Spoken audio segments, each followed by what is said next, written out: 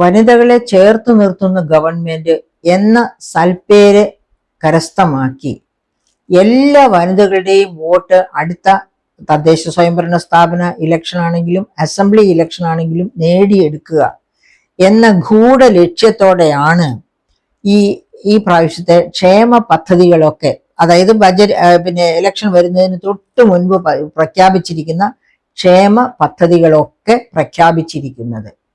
ആ കൂട്ടത്തില് ഏറ്റവും മോശമായ ഒരു പ്രഖ്യാപനമാണ് 35 വയസ്സ് മുതൽ 60 വയസ്സ് വരെയുള്ള സ്ത്രീകൾക്ക് ഒരു മാസം 1000 രൂപ സഹായം നൽകും എന്ന് പറഞ്ഞിരിക്കുന്നത്. അതായത് നമുക്കറിയാം 60 കഴിഞ്ഞവർക്ക് സാമൂഹ്യ സുരക്ഷാ പെൻഷൻ 2000 രൂപ കൊടുക്കുന്നുണ്ട്. അത് 2500 ആക്കുമെന്ന് പറഞ്ഞാണ് ഭരണത്തിൽ വന്നത്. വാക്ക് പാലിച്ചില്ല. ഇപ്പൊ ഇറങ്ങാൻ സമയത്ത്, അതായത് ഒരു ഗവൺമെന്റ് ഒരു പ്രഖ്യാപനം നടത്തി ഭരണത്തിൽ വന്നാൽ എന്താണ് ചെയ്യേണ്ടത്? വരുന്ന ആദ്യ മാസം മുതൽ ആ പ്രഖ്യാപനം, പ്രത്യേകിച്ച് ഒരു ക്ഷേമ പ്രഖ്യാപനമാണെങ്കിൽ ആ ക്ഷേമ നടപടി ആദ്യ മാസം തന്നെ തുടങ്ങണം. ഇനിയിപ്പോൾ ആദ്യ മാസം തന്നെ പൂർത്തിയാക്കി തുടങ്ങിയില്ല എങ്കിൽ തന്നെ കുറച്ചെങ്കിലും കൂട്ടി ലക്ഷ്യത്തിലേക്ക് എത്താം എന്നുള്ള മട്ടില് കുറച്ചെങ്കിലും ആദ്യ മാസം തന്നെ തുടങ്ങും. ഇത് ഭരണം, അതായത് ഇനി പ്രഖ്യാപിക്കാൻ പറ്റില്ല, ഇലക്ഷൻ ഡിക്ലെയർ ചെയ്യുമെന്ന് ആ അവസ്ഥ വന്നപ്പോഴാണ് 1600 ആയിരുന്നത് 2000 രൂപയാക്കി പ്രഖ്യാപിക്കുന്നത്. അത് തന്നെ വളരെ തെറ്റായ ഒരു നടപടിയാണ്. ഒരു പ്രോമിസ് കൊടുക്കുക, ആ പ്രോമിസ് പാലിക്കാതിരിക്കുക, എന്നിട്ട് അവസാനം ഭരണത്തിൽ നിന്ന് ഇറങ്ങാൻ നേരത്ത് ആ പ്രോമിസിന് അനുകൂലമായ ഒരു അനക്കം നടത്തുക, ഒരു നടപടി എടുക്കുക. അതല്ല ഡെമോക്രസി ആവശ്യപ്പെടുന്നത്. കൊടുത്തിരിക്കുന്ന പ്രോമിസുകൾ, വാഗ്ദാനങ്ങൾ ഒന്നൊന്നായി പാലിക്കുക. എല്ലാം കൂടി ഒറ്റയടിക്ക് പാലിക്കാൻ ഒരു ഗവൺമെന്റിന് കഴിയണമെന്നില്ല ഡെമോക്രസിയിൽ. അപ്പൊ ഒന്നൊന്നായി പാലിക്കുക, അതാണ് അതിന്റെ രീതി. അതാണ് ജനം പ്രതീക്ഷിക്കുന്നത്. പക്ഷെ ആ പ്രതീക്ഷയ്ക്കൊത്തല്ല ഇത്തവണ ഈ LDF ഗവൺമെന്റ് 2016-17 തൊട്ടുള്ള ഈ കാലഘട്ടത്തിൽ ചെയ്തിരിക്കുന്നത്. അപ്പൊ ഇപ്പൊ പറഞ്ഞിരിക്കുകയാണ് സാമൂഹ്യ സുരക്ഷാ പെൻഷൻ 1600 നിന്ന് 2000 ആക്കി വർദ്ധിപ്പിച്ചു. അടുത്ത മാസം മുതൽ അത് കൊടുക്കും, കുടിശ്ശിക കിടക്കുന്നതും കൊടുക്കുമെന്ന് പ്രഖ്യാപിക്കുന്നു. മറ്റൊരുപാട് ക്ഷേമ പദ്ധതികൾ പ്രഖ്യാപിക്കുന്നു. അതോടൊപ്പമാണ് വനിതകൾക്ക് മാത്രമായി 35-60 വയസ്സ് പ്രായത്തിനിടയ്ക്കുള്ള സ്ത്രീകൾക്ക് 1000 രൂപ വീതം ഒരു മാസം കൊടുക്കുമെന്ന് കൂടി പ്രഖ്യാപിച്ചിരിക്കുന്നത്. അതും അടുത്ത മാസം മുതൽ നടപ്പിലാക്കും എന്നാണ് പറയുന്നത്. അപ്പൊ നമ്മളിത് സുപ്രീം കോടതി എന്താ പറഞ്ഞിരിക്കുന്നതെന്ന് ഒന്ന് നോക്കുക. അത് ശരിക്കും പറഞ്ഞ ഫ്രീ ബി അല്ലേ ഈ 1000? അതായത് 35-60 വയസ്സ് പ്രായം എന്ന് പറയുന്നത് നമ്മുടെ യൗവനത്തിന്റെ ക്രീം സ്റ്റേജ് ആണെന്ന് ഓർക്കണം. അതായത് 50 കഴിയുമ്പോഴത്തേക്കും ആ ക്രീം സ്റ്റേജ് കുറച്ച് ഡിക്ലൈൻ ചെയ്യാൻ തുടങ്ങും. പക്ഷേ 35 വയസ്സ് മുതൽ 60 വയസ്സ് വരെ എന്ന് പറയുമ്പോൾ ഒരു മനുഷ്യന്റെ ജീവിതത്തിലെ ഏറ്റവും നല്ല ഉൽപാദനക്ഷമതയുള്ള, അതായത് കായികാധ്വാനം ചെയ്ത് നമുക്ക് പണം ലഭ്യമാക്കുവാൻ തക്ക തരത്തിലുള്ള ഉൽപാദന പ്രക്രിയകളിൽ പങ്കെടുക്കാൻ കഴിയുന്ന കാലഘട്ടം. അതാണ് ഏറ്റവും ഉൽപാദനക്ഷമമായ പ്രൊഡക്റ്റീവ് ആയിട്ടുള്ള പീരിയഡ് എന്ന് പറയുന്നത്. അങ്ങനെ പ്രൊഡക്റ്റീവ് ആയിട്ടുള്ള പീരിയഡിൽ ഇരിക്കുന്ന വനിതകൾക്ക് 1000 രൂപ കൊടുക്കാമെന്ന് ഓഫർ ചെയ്യുന്നു. എന്താണ് അതിന്റെ പിന്നിലുള്ള രഹസ്യം?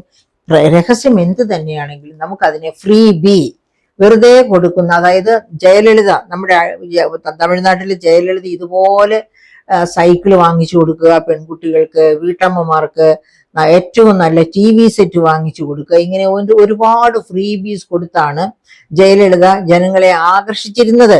പക്ഷെ ആ ജയലളിതയുടെ നാടാണോ കേരളം? ജയലളിതയുടെ നാട്ടിലെ സാക്ഷരത എത്രയായിരുന്നു ആ സമയത്ത്? ഇപ്പോഴെത്രയാണ്? കേരളത്തിന്റെ സാക്ഷരത ഫുള്ളി ലിറ്ററേറ്റ് ആയിട്ട് 1990 മുതലേ ഫുള്ളി ലിറ്ററേറ്റ് ആയ ഒരു സംസ്ഥാനമാണ് കേരളം എന്ന് പറയുന്നത്. ആ കേരളത്തിൽ ഇങ്ങനെയുള്ള ഫ്രീ ബീസ് വിളിച്ച് വാരി വിളമ്പി കൊടുക്കാനായിട്ട് എന്താണ് കാരണം? നമ്മുടെ ഗവൺമെന്റ്, അതായത് വലിയ ഫിസ്ക്കൽ ക്രൈസിസിലാണ്, ധനപ്രതിസന്ധിയിലാണ് എന്ന് മുറവിളി കൂട്ടുകയാണ്. എന്നിട്ട് കേന്ദ്ര ഗവൺമെന്റിന് നേരെയാണ് വാളോങ്ങുന്നത്. കേന്ദ്രം തരാത്തത് കൊണ്ടാണ് ഫിസ്ക്കൽ ക്രൈസിസ് എന്ന്. എന്തുകൊണ്ട് കേരളം തരുന്നില്ല, കേന്ദ്രം തരുന്നില്ല എന്നത് പറയുന്നില്ല. കേന്ദ്രം തരാത്തത് വാങ്ങിയ ഫണ്ട് യൂട്ടിലൈസ് ചെയ്തതിന്റെ യൂട്ടിലൈസേഷൻ സർട്ടിഫിക്കറ്റ് കൃത്യമായി ഹാജരാക്കാതെ കൊണ്ടാണ്. നെല്ലിന്റെ സംഭരണമാണെങ്കിലും ഏതാണെങ്കിലും സംസ്ഥാന ഗവൺമെന്റിന് ഏത് വകുപ്പിലേക്ക് കൊടുക്കുന്ന ഫണ്ടും പ്രയോജനപ്പെടുത്തിയിട്ട് അതിന്റെ യൂട്ടിലൈസേഷൻ സർട്ടിഫിക്കറ്റ് ഗവൺമെന്റ് അയക്കണം. അതോടൊപ്പം തന്നെ CAG അത് ഓഡിറ്റ് ചെയ്ത് ആ റിപ്പോർട്ട് ശരിയാണെന്നും കേന്ദ്രത്തിനെ അറിയിക്കണം. എങ്കിൽ മാത്രമേ കേന്ദ്രം അടുത്ത ഗഡു തരൂ. കേന്ദ്രം തരുന്ന ഏത് ഫണ്ടിനും അങ്ങനെയുള്ള നിർബന്ധ ഘടകങ്ങളുണ്ട്. അതൊന്നും വെറും നിർബന്ധമല്ല, അതൊക്കെ അതിന്റെ എഫിഷ്യൻസി, അത്തരം ഫണ്ടിന്റെ യൂട്ടിലൈസേഷന്റെ എഫിഷ്യൻസിയെ ലാക്കാക്കി ഉള്ളതാണ്. അപ്പം അതൊന്നും ചെയ്യാതിരുന്നിട്ടാണ് കേന്ദ്രം തരണം, കേന്ദ്രം തരുന്നില്ല എന്ന് മുറവിളി കൂട്ടിക്കൊണ്ട്, അത് ഗവൺമെന്റ്, സംസ്ഥാന ഗവൺമെന്റ് തന്നെ കാര്യക്ഷമത ഇല്ലായ്മയുടെ ഉത്തമ ഉദാഹരണമാണ്. അപ്പം അത് അങ്ങനെ ഇരിക്കെ ഈ 1000 രൂപ ഇങ്ങനെ കൊടുക്കാമെന്ന് പറയുമ്പോൾ നമുക്ക് കോടതി എന്താ പറഞ്ഞതെന്ന് നോക്കാം. പിന്നെ ഇവിടെ ഏത് സംസ്ഥാനത്ത് ഇലക്ഷൻ ഡിക്ലെയർ ചെയ്താലും ഡിക്ലെയർ ചെയ്യുന്നതിന് കേന്ദ്ര ഗവൺമെന്റ് ആണെങ്കിലും സംസ്ഥാന ഗവൺമെന്റ് ആണെങ്കിലും ഇലക്ഷൻ ഡിക്ലെയർ ചെയ്യുന്നതിന് മുൻപായിട്ട് ഇലക്ടറേറ്റിനെ, അതായത് വോട്ടേഴ്സിനെ സ്വാധീനിക്കാൻ പറ്റുന്ന തരത്തിലുള്ള ഒരുപാട് അനൗൺസ്മെന്റ്സ് നടത്തും. അപ്പൊ അതിനെതിരായിട്ട് ഇപ്പൊ ഉദാഹരണത്തിന് ബീഹാറില് ഒരു സ്ത്രീ, ഓരോ സ്ത്രീക്കും 10,000 രൂപ വീതം പ്രധാനമന്ത്രി കൊടുക്കുന്നതാകുന്നു. അങ്ങനെ പ്രധാനമന്ത്രിയുടെ അനൗൺസ്മെന്റ് ഉണ്ടായി. അതുകൂടാതെ അവിടെ ഭരിച്ചുകൊണ്ടിരിക്കുന്ന മുഖ്യമന്ത്രിയുടെ, അതായത് പിന്നെ ബിജെപിയുടെ സഖ്യകക്ഷിയും BJPയും ചേർന്നാണ് ഭരിക്കുന്നത്, അവരുടെ ഗവൺമെന്റിൻ്റെതായതുണ്ടായി. പൊതുവെ, അതായത് സ്ത്രീകൾക്കും പുരുഷന്മാർക്കും എല്ലാവർക്കും ചേർന്ന് ഇത്ര കോടി രൂപ ചെലവഴിക്കും എന്ന് പറഞ്ഞുള്ള പ്രഖ്യാപനങ്ങളും ഉണ്ടായി. അപ്പൊ ഇങ്ങനെ ഈ 10,000 രൂപ ഓരോ വനിതയ്ക്കും കിട്ടുക എന്ന് പറയുമ്പോൾ തന്നെ നമുക്കറിയാം ലക്ഷ്യം എന്താണെന്ന്. ഈ സ്ത്രീകളുടെ മുഴുവൻ വോട്ട്, ആ വോട്ട് പിടിച്ച്, സ്ത്രീകളുടെ മുഴുവൻ വെച്ചാൽ ഏകദേശം 50% ഇല്ലെങ്കിൽ 48% സ്ത്രീ ആയിരിക്കും പോപ്പുലേഷന്റെ. അപ്പൊ അവരുടെ ഈ വോട്ടുകൾ മുഴുവനും സ്വന്തം വരിക, ലിസ്റ്റിൽ സ്വന്തം പോക്കറ്റിലേക്ക് വരിക എന്ന് വെച്ചാൽ ജയിക്കാൻ ഒരു ബുദ്ധിമുട്ടും ഇല്ല. പിന്നെ അവരെ സപ്പോർട്ട് ചെയ്യുന്ന പുരുഷന്മാരുടെ വോട്ടുകളും കിട്ടുമല്ലോ. അപ്പൊ അതിലാക്കാക്കിയാണ് ഈ 10,000 രൂപ എന്ന് പറഞ്ഞത്. അപ്പൊ കേന്ദ്ര ഗവൺമെന്റിന് നിരവധി സോഴ്സിൽ റവന്യൂ ഉണ്ട്. സംസ്ഥാനങ്ങൾക്ക് കൊടുക്കേണ്ടത് കൊടുക്കാതെയിരുന്നും ഒക്കെ അവർക്ക് റവന്യൂ ഇഷ്ടം പോലെ ഉണ്ട്. അപ്പൊ സംസ്ഥാന ഗവൺമെന്റിന് അത്ര കണ്ട് റവന്യൂ ഇല്ല, ഫിസിക്കൽ ക്രൈസിസ് ആണ്, കരഞ്ഞുകൊണ്ടിരിക്കുകയാണ്. അങ്ങനെ ഇരിക്കുകയാണ് 1000 രൂപ വീതം 35 വയസ്സ് മുതൽ 60 വയസ്സ് വരെയുള്ള സ്ത്രീകൾക്ക് കൊടുക്കും എന്ന് പറഞ്ഞിരിക്കുന്നത്. അപ്പൊ ഇതുപോലെ എല്ലാവരും വിളംബരം നടത്തി വോട്ട് മേടിച്ച് ജയിക്കുന്ന ഡെമോക്രസി, അത് ഡെമോക്രസിയെ അല്ല. നമ്മളെ ഡെമോക്രസിയുടെ ഡെഫിനിഷൻ വെച്ച് അതിനെ ഒന്ന് എന്താ പറയുക, വിശകലനം ചെയ്യുകയാണെങ്കിൽ, അപ്പോൾ നമ്മളെ പോലെ പൗരധർമ്മമുള്ള ചിലർ കോടതിയിൽ പോയി. അങ്ങനെ കോടതി അതിനെപ്പറ്റി പറഞ്ഞ കമന്റാണ്, Supreme Court criticises freebie culture. ഈ വെറുതെ കൊടുക്കുന്ന സംസ്കാരം, ഒരുപാട് കാര്യങ്ങൾ അനൗൺസ് ചെയ്ത് കൊടുത്ത് വോട്ടേഴ്സിനെ കീശയിലാക്കുന്ന ഈ സംസ്കാരം, ഇത് തെറ്റായ സംസ്കാരമാണ്. ഈ സംസ്കാരം ഡെമോക്രസിയുടെ വേരറുക്കുന്ന സംസ്കാരമാണ് എന്നാണ് കോടതി പറഞ്ഞത്. Unfortunately, because of these freebies, people are not willing to work. ജനങ്ങൾ തൊഴിൽ ചെയ്യാൻ മടിക്കുന്നു എന്നാണ് ബഹുമാനപ്പെട്ട കോടതി ജസ്റ്റിസ് ഗവായ് ചൂണ്ടിക്കാണിച്ചിരിക്കുന്നത്. അപ്പൊ അതേ ചോദ്യം, ഇനി അദ്ദേഹം ഒരുപാട് കാര്യങ്ങൾ പറയുന്നുണ്ട്, ഞാൻ അതിലേക്ക് പോകുന്നില്ല. പക്ഷെ അതേ ചോദ്യം തന്നെയാണ് ഇവിടെ നമുക്ക് ചോദിക്കാനുള്ളത്. 35 വയസ്സ് മുതൽ 60 വയസ്സ് വരെ പ്രായമുള്ള സ്ത്രീകൾ, അവര് അംഗവിഹീനരോ അല്ലെങ്കിൽ എന്തെങ്കിലും ഡിസബിലിറ്റി ഉള്ളവരോ ആണെങ്കിൽ അവർക്ക് 1000, അങ്ങനെയുള്ളവർക്കെല്ലാം ഇവിടെ പെൻഷൻ ഉണ്ട്. സാമൂഹ്യ സുരക്ഷാ പെൻഷനിൽ പെട്ടവരാ അത്തരക്കാര്. അതായത് എന്തെങ്കിലും തരത്തിൽ വൈകല്യം ഉള്ളവർക്കൊക്കെ ഏത് പ്രായത്തിൽ ആ വൈകല്യം പിന്നെ എന്താ പറയുക അംഗീകരിച്ച് അവരുടെ ആപ്ലിക്കേഷൻ സ്വീകരിച്ച കാലം മുതൽ അവർക്കൊക്കെ സാമൂഹ്യ സുരക്ഷാ പെൻഷൻ ഉണ്ട്. അങ്ങനെ ഇരിക്കെ ആ ഗണത്തിൽപ്പെട്ടവരല്ല, ഇവർ ആരോഗ്യമുള്ള സ്ത്രീകളാണ്. ഈ 35-നും 60 വയസ്സിനും ഇടയ്ക്കുള്ളത്. അവർക്ക് ഈ 1000 രൂപ വീതം പെൻഷൻ കൊടുക്കാം എന്ന് പറയുന്നത് ചൂണ്ടിക്കാട്ടിയ ആ വലിയ തെറ്റ്, അവരെ മടിച്ചികളാക്കി മാറ്റുന്ന തെറ്റ്, അതാണ് ഗവൺമെന്റ് ചെയ്യുന്നത്. അപ്പൊ ആ മടിച്ചികളാക്കുന്ന തെറ്റിൽ ഈ സ്ത്രീകൾ എല്ലാവരും ഒത്തുചേർന്ന് പറയണം, ഞങ്ങൾ വെറും ഇങ്ങനെ ആരെങ്കിലും തരുന്ന വെറുതെ തരുന്ന ഇത് വാങ്ങി ജീവിക്കാൻ പോകുന്നവരല്ല, അധ്വാനിച്ച് ജീവിക്കാൻ മനസ്സുള്ളവരും ആരോഗ്യമുള്ളവരുമാണ് എന്ന് പറഞ്ഞ് ആ സ്ത്രീകൾ തന്നെ അന്തസ്സുള്ളവരാണെങ്കിൽ മുൻപോട്ട് വരണം. അല്ലെങ്കിൽ ഒരാൾ പോലും ആ 1000 രൂപ വാങ്ങിക്കുന്നവരുടെ കൂട്ടത്തിൽ ഉണ്ടാകരുത്. അതെങ്ങനെയാണ്? എവിടെ നിന്നെങ്കിലും വെറുതെ കിട്ടിയാൽ സുഖം ജീവിതം, സ്മാർട്ട് ഫോണും കുത്തി അങ്ങനെ ഇരിക്കാമല്ലോ. അങ്ങനെയാണ് ഒരുപാട് പേരും ആഗ്രഹിക്കുന്നത്. അത് മലയാളിയുടെ ഒരു സംസ്കാരമായി തീർന്നു, ആണിന്റെയും പെണ്ണിന്റെയും സംസ്കാരമായി തീർന്നു എന്നതിന്റെ തെളിവാണല്ലോ 40 ലക്ഷത്തിലധികം അന്യസംസ്ഥാന തൊഴിലാളികൾ ഇവിടെ ജോലി ചെയ്ത് ഒരു മാസം അവര് ഒരു 40,000 രൂപയിൽ കൂടുതലാണ് ഇവിടെ നിന്ന് കടത്തി അവരുടെ നാട്ടിലേക്ക് കൊണ്ടുപോകുന്നത് എന്ന് ഓർക്കണം.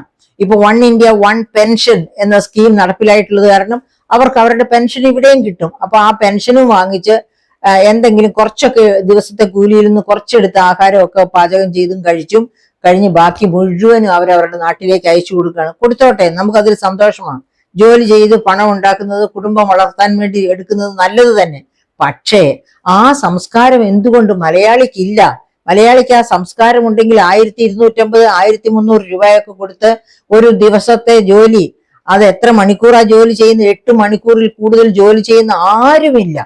അങ്ങനെ ജോലി ചെയ്ത്, അതായത് അന്യസംസ്ഥാന തൊഴിലാളികൾ പോലും 8 മണിക്കൂർ ജോലി ചെയ്യുന്നത് വളരെ ചുരുക്കമാണ്. അങ്ങനെയുള്ള ഒരു സാഹചര്യത്തിൽ എന്തുകൊണ്ട് മലയാളിക്ക് ജോലി ചെയ്തുകൂടാ?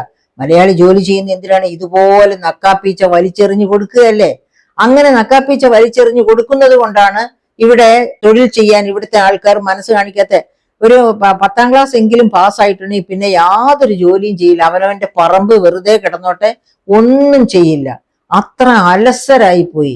അങ്ങനെ ഒരു അൺപ്രൊഡക്റ്റീവ്, ഉൽപാദനക്ഷമതയില്ലാത്ത പോപ്പുലേഷൻ, അതായത് ഒരു മണ്ണിനോട് പിന്നെ എന്താ പറയുക, പടപൊരുതി ജീവിതായോധനം നടത്താൻ താല്പര്യമില്ലാത്തവര്. അവന് ബുദ്ധിപരമായിട്ട് പടപൊരുതിയാലും മതി, ബുദ്ധി കൊണ്ട് ജോലി ചെയ്ത് അങ്ങനെ അവർക്ക് ജീവിക്കാം, പണം ഉണ്ടാക്കി. അതും ചെയ്യില്ല. ഒരു തരത്തിലും പിന്നെ ഭൗതികമായോ കായികമായോ അധ്വാനിച്ച് ജീവിക്കാൻ താല്പര്യം കാണിക്കാത്ത കൂട്ടരെയാണ് അൺപ്രൊഡക്റ്റീവ് പോപ്പുലേഷൻ എന്ന് പറയുന്നത്. അപ്പൊ അങ്ങനെ ജോലി ചെയ്യാനുള്ള താല്പര്യം കെടുത്തി കളയുന്ന തരത്തിലുള്ള ഫ്രീ ബീസ് ആണ് ഗവൺമെന്റ് ഇപ്പോൾ പറഞ്ഞിരിക്കുന്ന പലതും. അതിൽ പ്രത്യേകമായിട്ടും ഈ 35 വയസ്സ് മുതൽ 60 വയസ്സ്, അതായത് ഏറ്റവും കൂടുതൽ ജോലി ചെയ്യാൻ പ്രാപ്തിയുള്ള പ്രായമാണത്. ആ സമയത്താണ് 1000 രൂപ വീതം ഫ്രീ ആയിട്ട് കൊടുക്കാമെന്ന് പറഞ്ഞ് അവരെ ചാക്കിലാക്കിയിരിക്കുന്നത്. അപ്പൊ അവരുടെ വോട്ടുകളെല്ലാം കിട്ടണം. ഗവൺമെന്റിന് അറിയാം എങ്ങനെയാണ് ഗവൺമെന്റ് 2ാം പ്രാവശ്യം ഭരണത്തിൽ വന്നത് എന്ന്. ഈ ഗവൺമെന്റിന് നന്നായിട്ട് അറിയാം. അതായത് കോവിഡ് കാലത്ത്, അതായത് നമ്മുടെ ഭക്ഷ്യസുരക്ഷ ആക്ട് 2013 ഭക്ഷ്യസുരക്ഷ ആക്ട്, ആ ആക്ട് എന്താണ് പറയുന്നത്? ഒരു പ്രതിസന്ധി ഘട്ടം ഉണ്ടായാൽ, അതായത് ഭക്ഷ്യനഷ്ടം, അതായത് ശരിക്കും വരൾച്ചയോ അല്ലെങ്കിൽ വെള്ളപ്പൊക്കമോ അതും അല്ലെങ്കിൽ കോവിഡ് കാലത്തെ പോലെ മഹാവ്യാധിയോ ഒക്കെ ഉണ്ടായി ദാരിദ്ര്യ സിറ്റുവേഷൻ ഉണ്ടാവുകയാണെങ്കിൽ 68% ജനങ്ങൾക്ക്, അതായത് താഴെ തട്ടിൽ നിന്ന് 68% വരെ ഉള്ള ജനങ്ങൾക്ക് ഫ്രീ ആയിട്ട് അരി, ഗോതമ്പ്, ആട്ട, പയറുവർഗ്ഗങ്ങൾ, 5 തരം പയറുവർഗ്ഗങ്ങൾ, പഞ്ചസാര, ഭക്ഷ്യ എണ്ണ, ഇത്രയും സാധനം ഫ്രീ ആയിട്ട് കൊടുക്കണമെന്നാണ് ഭക്ഷ്യസുരക്ഷ ആക്ട്, അതായത് ആക്ട് കർശനമായിട്ട് നിർദ്ദേശിച്ചിരിക്കുന്നത്. അതൊരു കോൺസ്റ്റിറ്റ്യൂഷണൽ ആക്ടാണ്. ആ ആക്ട് അനുസരിച്ച് കോവിഡ് കാലത്ത് ഈ പറയപ്പെട്ട എല്ലാ ഐറ്റവും ഇഷ്ടം പോലെ സംസ്ഥാന ഗവൺമെന്റിലേക്ക് വന്നു. അങ്ങനെ വന്ന സാധനങ്ങളെയൊക്കെ കിറ്റാക്കി, റേഷൻ കടകൾ കിറ്റാക്കി, അതിനെ നമ്മുടെ സഖാക്കൾ വീടാന്തരം കൊണ്ടുപോയി കൊടുത്തു. കമ്മ്യൂണിറ്റി കിച്ചൺ ആക്കിയതൊക്കെ കുടുംബശ്രീക്കാരാണ്. ആ കമ്മ്യൂണിറ്റി കിച്ചണിൽ വന്ന് ഇഷ്ടം പോലെ ആഹാരം കഴിച്ച് അങ്ങനെയൊക്കെ പോയി.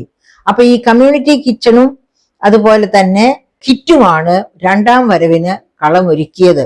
അതിന്റെ എല്ലാ ഗുണവും മനസ്സിലാക്കിയിട്ടുള്ള LDF അവരുടെ സ്ട്രാറ്റജി ഇത്തിരി കൂടി വികസിപ്പിച്ചു. അപ്പൊ എങ്ങനെയാണ് ഈ കിറ്റും കമ്മ്യൂണിറ്റി കിച്ചണും കൊടുത്തു, കുടുംബശ്രീയെ ചേർത്ത് നിർത്തി. അതായത് 20,000 കോടിയുടെ ഒരു പ്രഖ്യാപനം, ഒരു ദുരന്ത പ്രഖ്യാപനം നടത്തിയപ്പോൾ അതിൽ 4,000 കോടി കുടുംബശ്രീക്കായിരുന്നു കൊടുത്തിരുന്നത്. അങ്ങനെ ആ കുടുംബശ്രീയെ ചേർത്ത് പിടിച്ച് അവരുടെ മുഴുവൻ വോട്ടും അടുത്ത പ്രാവശ്യത്തേക്ക് വാങ്ങിയെടുത്തു. അപ്പൊ ഇപ്പൊ അതിന് ഒരു പടിയും കൂടി കടന്ന് മുഴുവൻ സ്ത്രീകളുടെ വോട്ടും ഞങ്ങൾക്ക് പോരട്ടെ എന്ന് പറഞ്ഞ് 35 വയസ്സ് മുതൽ 60 വയസ്സ് വരെയുള്ള സ്ത്രീകൾക്ക് ഇപ്പൊ ഇങ്ങനെ 1000 രൂപ വീതം കൊടുക്കാമെന്ന് പറയുന്നു. അപ്പൊ അവര് അന്ത്യോദയ സ്കീമിൽ പെട്ടവരാണെങ്കിൽ 30-35 കിലോ അരിയെ അതുപോലെ തന്നെ മറ്റ് സാധനങ്ങളെല്ലാം അവർക്ക് കിട്ടുന്നു. പിന്നെ അവരെന്തിനാ ജോലിക്ക് പോകുന്നത്? അതുകൊണ്ട് കോടതി പറഞ്ഞതുപോലെ, ചൂണ്ടിക്കാട്ടിയതുപോലെ അവര് മടിച്ചികളായിട്ട് അവരുടെ കുടുംബക്കാരെല്ലാം മടിയരാകും. പുരുഷന്മാരും ജോലിക്ക് പോകില്ല, സ്ത്രീകളും ജോലിക്ക് പോകില്ല. അങ്ങനെ എന്താ സംഭവിക്കാൻ പോകുന്നതെന്നറിയാമോ? കേരളം മയക്കുമരുന്നിന്റെയും മദ്യത്തിന്റെയും ഒരു കേളി രംഗമായി മാറും. അങ്ങനെ മാറുന്ന കേരളം, ആർക്കും സുരക്ഷയില്ലാത്ത ഒരു കേരളം, അതാണ് നമുക്ക് വിഭാവന ചെയ്യാവുന്നത് കേരളം ഈ തരത്തിൽ മുൻപോട്ട് പോവുകയാണെങ്കിൽ. അതുകൊണ്ട് അപ്പൊ നമ്മൾ ഒരു കാര്യം ഓർക്കണം, ഈ 35 മുതൽ 60 വയസ്സ് വരെയുള്ള സ്ത്രീകൾക്ക് 1000 രൂപ കൊടുക്കുമെന്ന് പറയുന്ന ഗവൺമെന്റ് ഒരു കാര്യം ഓർക്കണം. ഇവിടെ ഇപ്പോൾ ഉൽപാദനം എന്ന് പറയുന്നത് സ്റ്റാർട്ടപ്പുകൾ, അതായത് കുടുംബശ്രീ മൈക്രോ എന്റർപ്രൈസസ്, അങ്ങനെയുള്ള മൈക്രോ എന്റർപ്രൈസസ് ആണ് ഇവിടെ ഒരുപാട് ഉൽപാദനം എന്തെങ്കിലും ഉൽപാദനം, തൊഴിൽ സൃഷ്ടിക്കപ്പെടുന്നുണ്ടെങ്കിൽ അത് ഈ കുടുംബശ്രീകളാണ്. അപ്പൊ കുടുംബശ്രീ മാതൃക, കേരളത്തിന്റെ കുടുംബശ്രീ മാതൃക ഒരു ആഗോള മാതൃകയായി തീർന്നിരിക്കുകയാണ്. അങ്ങനെ ആഗോള മാതൃക സ്ത്രീകളിൽ നിന്നാണ് കേരളത്തിൽ വികസിച്ചു വന്നത്. ആ സ്ത്രീകളെയാണ് ഇപ്പോൾ ഇങ്ങനെ നാണം കെടുത്തുമാറ് 35-നും 60-നും ഇടയ്ക്കുള്ള അവർക്ക് 1000 രൂപ വീതം കൊടുക്കുമെന്ന് പറയുന്നത്. അവരുടെ വോട്ടും കൂടിയാണ് ഗവൺമെന്റ് കണ്ണുവെച്ചിരിക്കുന്നത്. പക്ഷേ സാധാരണക്കാർ ഓർക്കുവോ, ഈ കേരളത്തിലെ സ്ത്രീകൾ ഇത്ര മോശമാണോ? ഇവരെ കൊണ്ട് ഒരു ജോലിയും ചെയ്യാൻ കൊള്ളത്തില്ലേ? ഈ പ്രായ പരിധിക്ക് അകത്തുള്ള സ്ത്രീകൾക്ക് എന്തുകൊണ്ട് ജോലി ചെയ്തുകൂടാ എന്ന ചോദ്യം മൂക്കത്ത് കൈവിരൽ വെച്ച് എല്ലാവരും ചോദിക്കുന്ന ഒരു ഘട്ടമാണ് ഇത്. സ്ത്രീകളെ ഇകഴ്ത്തുകയാണ്, പുകഴ്ത്തുകയോ അവരെ ചേർത്ത് പിടിക്കുകയോ അല്ല ചെയ്യുന്നത് ഇത്തരം ഡിക്ലറേഷൻ കൊണ്ട്. ഗവൺമെന്റ് ചെയ്യേണ്ടത് അവർക്ക് വേണ്ട എല്ലാ സൗകര്യങ്ങളും ചെയ്തു കൊടുക്കാം, പ്രവർത്തനക്ഷമത വർദ്ധിപ്പിക്കാനുള്ള സാഹചര്യം ഒരുക്കി കൊടുക്കാം. പക്ഷെ ഇങ്ങനെ ഫ്രീ ബീസ് വച്ച് നീട്ടി അവരെ ഒന്നിനും കൊള്ളാത്തവരാക്കി അവരെ വെറും ഡിപ്പെൻഡൻസ് ആക്കി മാറ്റരുത്. അങ്ങനെ മാറ്റുന്നത് ഗവൺമെന്റിന് ഭൂഷണമല്ല, അത് ചേർത്ത് പിടിക്കലല്ല, അത് അവര് നിസ്സഹായാവസ്ഥയിലുള്ള ഒരു പ്രയോജനവുമില്ലാത്ത സ്വന്തം കാലിൽ നിൽക്കാൻ കൊള്ളാത്തവരാണ് സ്ത്രീകൾ രണ്ടാന്തരം പൗരന്മാരാണ് എന്ന് പറയുന്നതിന് തുല്യമാണ്. പ്രത്യേകിച്ചും ഇത്ര വിജയശ്രീലാളിതരായി മുന്നിൽ നിൽക്കുന്ന കുടുംബശ്രീ ഒരു വശത്ത് നിൽക്കുമ്പോഴാണ് മറുവശത്ത് ആരോഗ്യമുള്ള സ്ത്രീകൾക്ക് 1000 രൂപ വീതം എറിഞ്ഞു കൊടുത്തുകൊണ്ട് നിങ്ങൾ യൂസ്ലെസ് ആണ്, നിങ്ങൾ ഒന്നിനും കൊള്ളാത്തവരാണ്, ഇത് കൊണ്ടുപോയി ജീവിക്ക് എന്ന് പറഞ്ഞ്, എന്നിട്ട് പകരം ഞങ്ങൾക്ക് നിങ്ങളുടെ വോട്ടിങ് തന്നേക്കൂ എന്ന് പറഞ്ഞ് ഒരു കച്ചവട തന്ത്രം, വിലവേശൽ തന്ത്രം ഇവിടെ പ്രയോഗത്തിൽ വരുത്തുന്നത്.